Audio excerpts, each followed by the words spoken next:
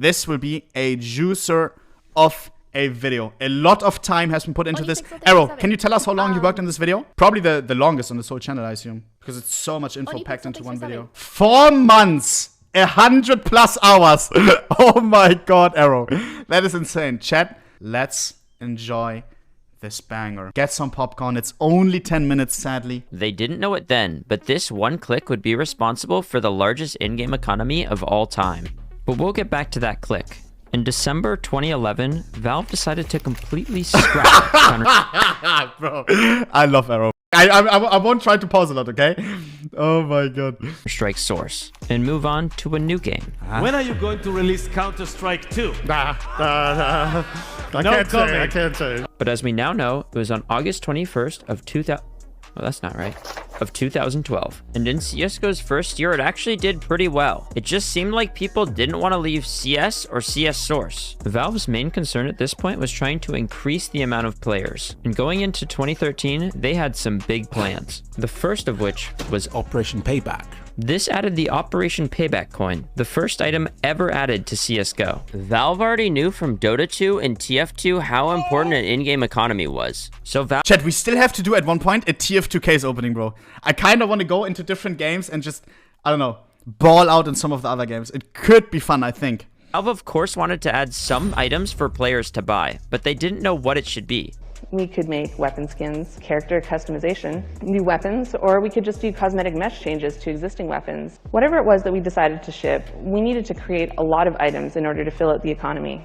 They fumbled through ideas like agent skins and new weapons, but decided those were too risky. I guess they changed their mind. They also heavily considered weapon mod changes. We customized the heck out of the AK-47. But in the end decided to go with weapon skins. And that brings us back to this clip. Okay, it says the arms deal update brought to you by Alright, that's it.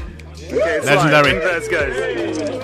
And that came with 10 collections, 2 cases, stat tracks, trade-ups, a pattern-based system, a float-based system, 7 different item rarities, knives for God's sakes. The new economy automatically increased player count and knives were even too successful. We were watching the price of them just keep rising on the marketplace, which was really scary because we have a cap on the marketplace. And so people end up doing things like taking their knives and trying to sell them on eBay, and they get scammed all the time. The economy— Bro, there's still people trying to sell skins on eBay. I'm not even kidding. I'd assume that it's 99% scammers though. I even considered at one point doing a video like buying skins from eBay and then just see what happens, you know, because there are people like listing things like M9 Fade for like $1,000 or something. It could just be some boomers that don't know about things like skins marketplaces, that just know about the good old eBay. Obviously keeping people hooked. But what also really helped was Operation Bravo dropping 19 days after Payback ended, which included new maps, a new case, a new collection, and it was so successful it even got extended. But 2013 wasn't over yet. DreamHack used to be like a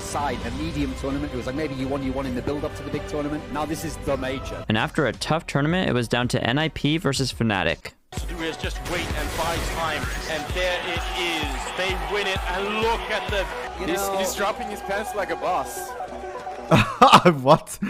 Anyways, DreamHack came with a brand new variation of skin called the Souvenir. This is also when stickers were first added into the game, and I'll talk a little bit more about those later. They're gonna become very expensive. 2013 ended with an average of 46,000 people playing. This was a massive year for CSGO, but it would be nothing in comparison to 2014. Starting with the release of the first new weapon, the CZ75, which also came alongside the Weapon Case 3, which was a case that only included pistol skins. There were 3 operations this year. Phoenix had no new content except for a case, which made it an incredibly boring operation, but Operation Breakout did not make the same mistake. There were 6— I want an operation, man.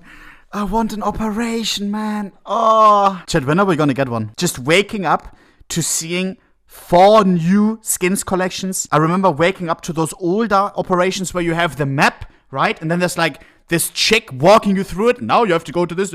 Oh my god, man. Please give me like the old operation type, not the new battle pass type stuff, please. And then, oh man, like Wildfire, I think, no? I love that, with like the little book and everything. 6 new maps, an Operation Journal to compete with your friends, missions, a brand new case that introduced the butterfly knife, and of course, 3 new collections. One of which was the Cobblestone collection, and that came with the Op Dragon lore. These are your odds of unboxing one for a Cobblestone case. This little thing here, 1 in 3,906 odds. Jesus. The M4 Howl was also created this year and added into the Huntsman. Nowadays, one souvenir cobblestone case, 700 bucks, aka 700 bucks times 4,000 or something. Boom. Yeah, on average, you have to spend 2.8 million right now, which wouldn't even be possible. I don't think you have 4,000 remaining cobblestone packages. Maybe, I don't think you do. How much is a souvenir factory new even? Dragon Law? Much less. Case. Let's get the cool. Oh! Damn! And then shortly after, it was removed from the case once it was found that the creator of it actually stole the artwork. One recurring pattern in the CSGO scene is that people will do anything to make a quick buck. Like when iBuyPower decided to throw their match when they were betting on the other team to win. He's going to try and get the flank off. He's going to have two right there. Can they line up for him? What is he doing? Why did he hesitate so much? Kinda looks like my gameplay. What is he doing? Operation Vanguard happened. Oh, and also, Cutaways 2014 took place. He gets the first. He doesn't get the second. Along with Katowice 2014 were the first team stickers ever introduced into the game. There's a hollow Oh! That's a pretty That could have been me! Sorry. cool one. I like them. This is when Titan hollows were just a couple dollars. 2014 was the We watched that video as well. He wasn't even happy. I remember this guy wanted, and back in the day, that was the mindset as well. Everybody wanted to unbox NIP. Why? Because it was the best team by far. And everybody was like, no, not Titan, please, give me NIP. And it was even much more expensive than the Titan back in the day as well. The Titan was a couple of cents. iBuyPower, the cheapest I've seen it, was 40 cents on the market. And there were other stickers in the case that were much more expensive than that. perfect wave of operations and majors. Also, there was a Cologne 2014, don't worry about it, nothing important happened, and it absolutely skyrocketed the player base. At the beginning of the year, there was 55,000 people playing daily, and by the end, there was over 180,000. A great end to the year, but let's see how 2015 goes. And we found this new site called CSGO Lotto, so I'll link it down in the description if you guys want to check it out. Now, I started playing CSGO in 2015. Back face, bro. Oh, 9. And my favorite YouTuber at the time was FaZe Rain, and I started seeing him win big while gambling. Now, I obviously wasn't the brightest of the bunch, and when Arrow, that is not you. Nah! Is that you, Arrow? When I saw him winning huge pots, I decided, hey, maybe I should try. Since I became addicted to gambling at 12 years old, I know how truly damaging these sites can be, and I understand why it's hard for content creators to deny these sponsorships. It's an absolute disgusting amount of money. Hell, I just turned down a $15,000. Wow.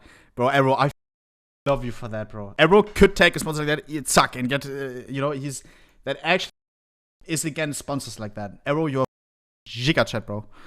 Deal for gambling just a few hours a month, and I'm a relatively small streamer. Because there was so much to gain by gambling and very little risk, lots of people were able to rake in millions of dollars, including McSkillet. What's going on, everyone? This is McSkillet here, and today I'm going to be showing you guys the top 10 most expensive and most rare skins for CSGO. At just 15 years old, he was able to teach millions about the relatively unknown skin community.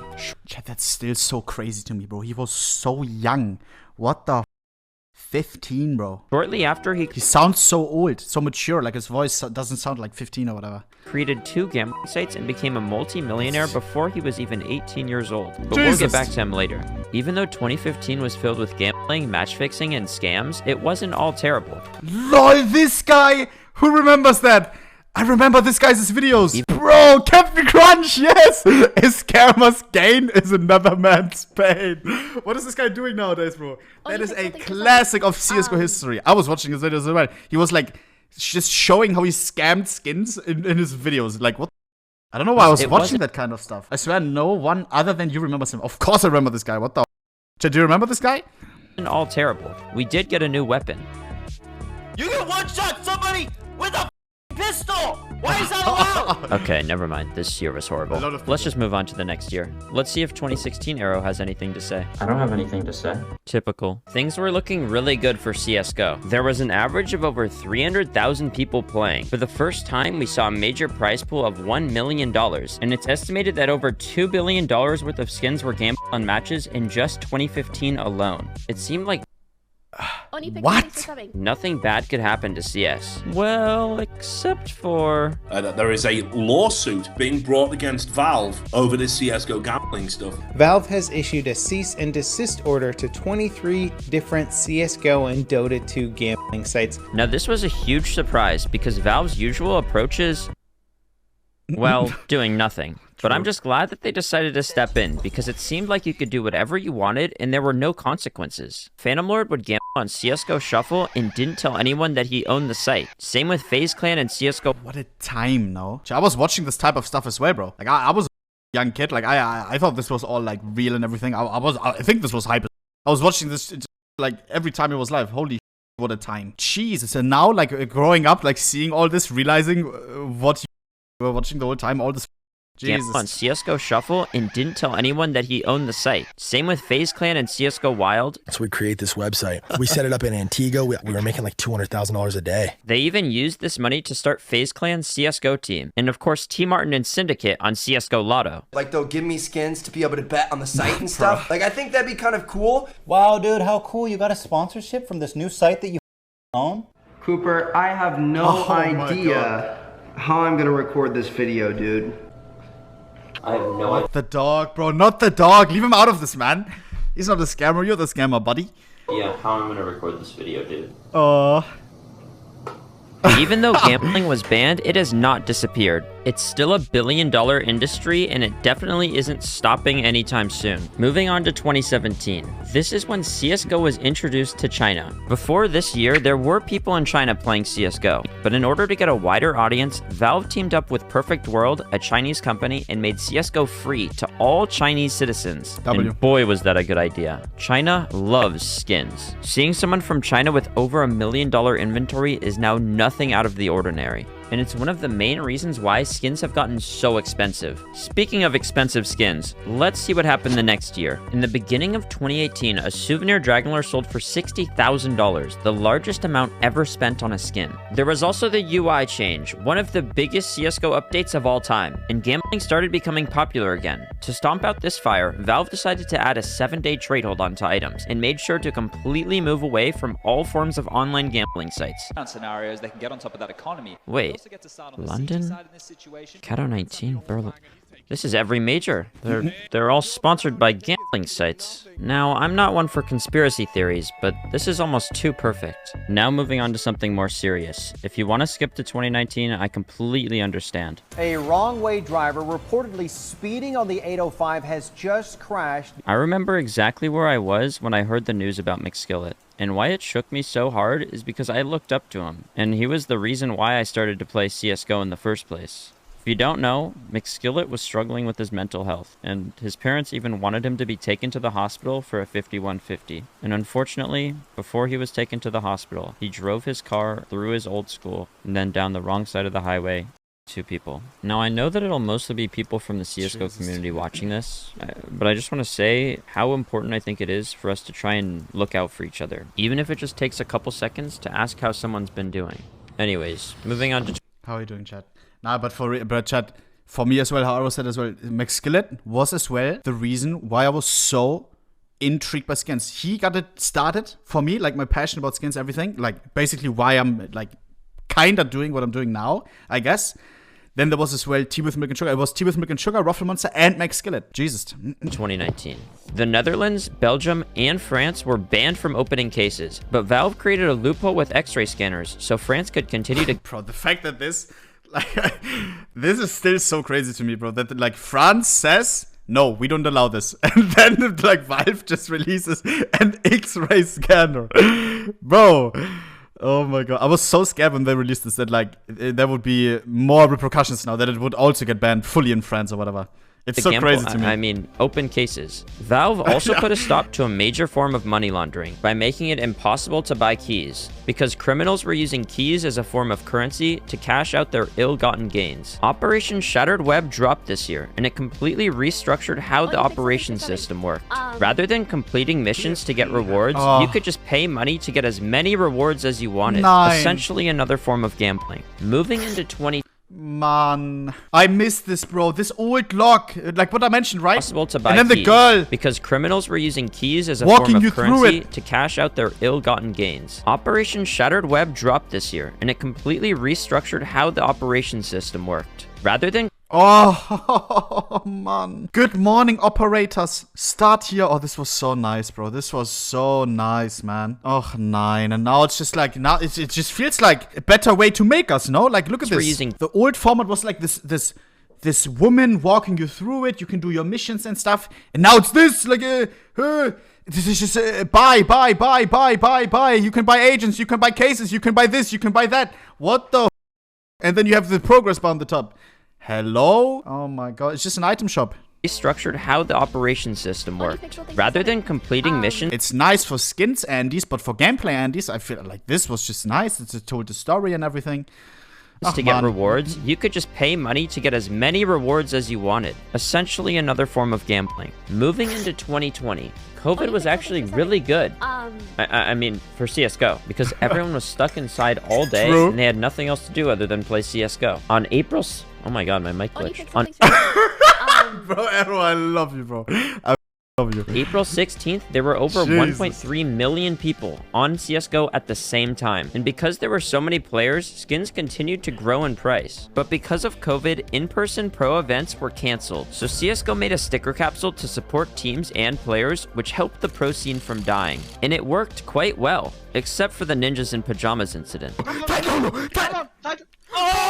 Not that one. I mean the one where NIP kept over $1 million that the players think they should have received from this capsule. But trying to cheat over other people is definitely nothing new in the pro scene. There was also a bug this year that coaches abused, allowing them to see anything that was going on in a match. And because all pro matches were online this year, there was a lot of cheating. Moving on to 2021, Stockholm was the first major after COVID, and it had a $2 million prize pool, and the finals peaked at 3 million viewers. Holy was now larger than ever before, and the skin economy grew alongside it. But this massive growth in popularity brought some clueless people that wanted to profit off of it. Now this is where we meet an investor named Lunar. He thought that if he pumped enough money into the game, he would eventually make profit. He bought hundreds of gloves that had no chance of going up in price, and 14 Titan Hollows for $60,000 each. A heavily inflated price because he was stocking up so quickly, but at least he's gonna hold on to them for a while. And he kept like tweeting, like he thinks a lot of himself. You could say, like, tell by the tweets. Received these stickers to keep for many years. I'm very happy, thanks for the deal. And he bought, like as Arrow showed before, so many of the same gloves. Like he had, I think, like 50%, 60% of the supply of these gloves, right? And just thought like that it somehow would work out short term. Bro, like what? Everybody knew that now the price was inflated. They just bought different types of gloves. Absolutely crazy. And he took crazy L. Crazy. He lost so much money on this, bro. Because then, it's the funniest. He bought so many Titan Holos, right?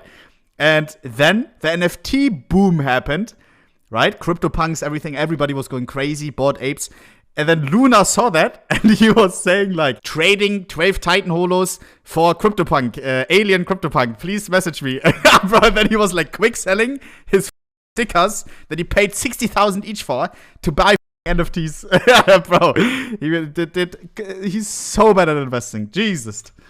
And 14 Titan Hollows for $60,000 each. A heavily inflated price because he was stocking up so quickly. But at least he's gonna hold on to them for a while, so he might eventually make profit. Actually, he sold them for $40,000 each. Jesus. Now it should go without saying, but if you're gonna invest millions of dollars into something, at least do a little bit of research. Now since we're already talking about people with too much money, this is a factory new Karambit case hardened pattern 387, and at the end— Did I ever talk to Luna? Deleted. Oh, come on, man. End of the year, it got a $1.5 million offer, and the owner declined, making it easily the most expensive item in a video game. But don't worry, things are about to get a lot crazier as we sail into 2022. And it all starts off with the Dreams and Nightmares skin contest. I wonder if the the most expensive skin in the game will ever sell. Guy declined 1.5 million. What does it take for him to sell it, bro? Maybe go bankrupt or something. then they would sell it for sure. 5 mil, 10 mil, that's not gonna happen, bro. Which paid every winner $100,000 for getting their skin into the game, which seems extremely low considering how many cases were opened. There were also a lot of skins stolen this year, including the largest CSGO trading site that lost nearly $1.6 million. But that's nothing in comparison to HFB, a Saudi collector that year was crazy when it came to like hacks, not exploits, yeah, basically hacks. It was nuts. And now it's all getting slowly uncovered, right? With the whole thing, with the Steam support exploit. Jesus. Had over $5 million stolen. Fortunately, he managed to get his inventory back due to Steam support forcibly taking the items out of people's inventories. But sadly, the people who bought the stolen skins lost hundreds of thousands of dollars. There were also people who willfully lost money by applying stickers. Just looking at Katowice 2014 stickers alone, there was over $1 million added onto skins. And it really is surprising how popular CSGO has become. Of course, Valve knew what they were doing and designed a perfect economy to be as addicting as possible, but I doubt even they expected how large it would get. Now, finally, 2023. It only just started, so I'm really hoping it doesn't stink. Last week, we hit a new player record and got a brand new case with really, really nice skins. And I bro, Arrow, I love your editing, bro. doubt CSGO will be slowing down anytime soon. Right around the corner is the chat. And again, I think since the release of that video, we broke another record. Yeah, look! It's daily we beat new records now. Wow, another CSGO high speed. An hour ago, 1 hour ago, all-time peak, 18 minutes ago updated. That is insane. We just beat it again. The Paris Major and in operation, so I'm expecting a lot of new people to join. But I guess we'll just have to wait and see. Okay, bye-bye. Let me know if you want more videos like this. Arrow. ohnepixel, thanks for subbing. Wow. What a video, bro. Leave Arrow some love, bro.